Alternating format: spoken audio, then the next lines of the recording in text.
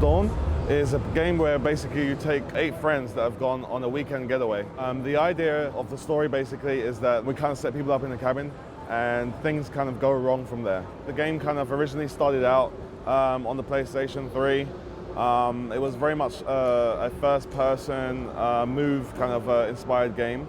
From there, it was kind of pretty much re-scrapped and kind of like rebuilt from the start using the Killzone Shadowfall engine, which obviously is a fantastic engine, so you're going to get amazing visuals, obviously the lighting, the content itself is a lot more mature. You can say it's grimy, it's a little darker, so it's certainly adding something that we feel that players are going to want to experience. So you're definitely going to be able to affect the characters, all of the 8 characters, all of the 8 people that are in the game.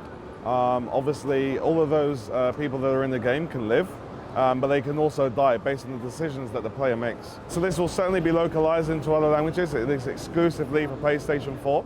I think from a SEA perspective, we're going to be supporting obviously US English, and we're going to have Brazilian Portuguese as well as Latin American Spanish. So we feel like it's going to be something that people who are familiar with the horror genre are going to be able to relate to it. So you'll see certain things that you perhaps, if you're a fan of that, you'll be able to relate to that, and it's something that you'll be able to recognize. And at the same time, it's going to be different. You're going to experience things that you've never experienced before. There's going to be terror, there's going to be danger, there's going to be suspense. There's going to be all these different emotions that the player is going to experience as they go through the story. So you have a way to affect the outcome, the relationships of these players, so these characters that are in the game. You will actually, as the player, have the ability to be able to affect that. Some decisions that you make as a player might seem very small and trivial, but that could have a ripple effect, and it ends up being something a lot bigger that you don't necessarily realize at the time. We want to put the player in a position where they have to make moral decisions. What would you do?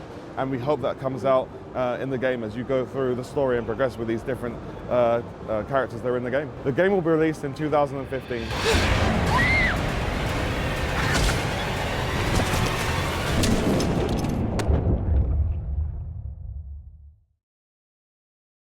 PlayStation